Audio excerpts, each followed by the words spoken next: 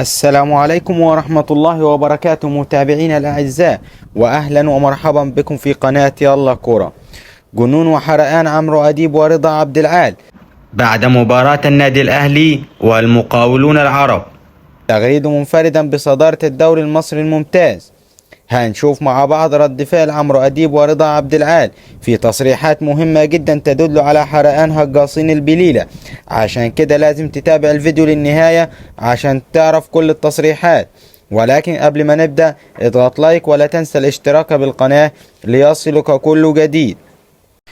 جنون وحرقان عمرو أديب ورضا عبد العال بعد مباراة النادي الأهلي اليوم والمقاولون العرب، والتغريد منفردا بصدارة الدوري المصري الممتاز. وعلق عمرو أديب قائلا: النادي الأهلي فوز ورا فوز ومش بيتعثر نهائيا في الدوري المصري، ومهما عمل نادي الزمالك مش هيبقى زي النادي الأهلي ولا هياخد منه أي بطولة السنة دي. فريق مقاولون العرب مسلم المباراة من البداية للنادي الأهلي وبمنتهى السهولة. النادي الأهلي مش راحم لا دوري ولا أبطال أفريقيا، بيكسب كل اللي بيجي في طريقه.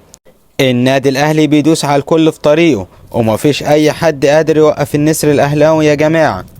يا ريت نادي الزمالك ولاعيبته يتعلموا اللي بيحصل في النادي الأهلي ورجالته. النادي الأهلي مليان استقرار والدنيا عنده تمام وزي الفل، مفيش أي مشاكل. بياخد بطولة دوري أبطال أفريقيا وبيتصدر الدوري وبيلعب بالاحتياط ومفيش أي مشاكل عند الأهلي. النادي الأهلي متصدر الدوري المصري ولسه متأجل له مباريات.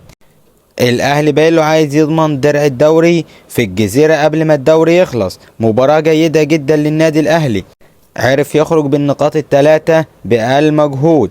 بينما علق رضا عبد العال قائلا: النادي الأهلي فوز ورا فوز ومش بيتعثر نهائيا الدوري المصري وبيتصدر الدوري المصري بالرغم من انه لسه متأجل له مباريات. نفسي أوسوريو الهجاص بتاعنا يتعلم من عمه كولر طريقة التدريب والروتيشن واللعب في الدوري المصري. كولر النهاردة والماتشات الأخيرة بيلعب بأي حد سواء الأساسيين أو بالبدلاء، مفيش أي لاعب من الأساسيين، وبيلعب وبيكسب وبيقدم مستوى ممتاز جدا.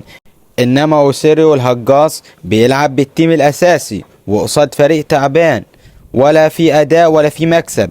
مستحيل أوسوريو الهجاص يكمل مع النادي الزمالك بعد الأسلوب اللي بنشوفه في النادي الأهلي والمزيكا اللي بيقدمها مارسيل كولر. أنا عايز حد يقنعني بأن هو ده فريق الزمالك اللي دايما بينافس على بطولة الدوري للنفس الأخير، وواخد الدوري آخر سنتين ورا بعض، وبينافس على كل البطولات اللي بيشارك فيها. أنا حقيقي بحسد الأهلاوية على الجوهرة السويسرية مارسيل كولر. في النهاية لو عجبك الفيديو اضغط لايك ولا تنسى الاشتراك بالقناة ليصلك كل جديد. والسلام عليكم ورحمة الله وبركاته متابعي قناة يلا كورة.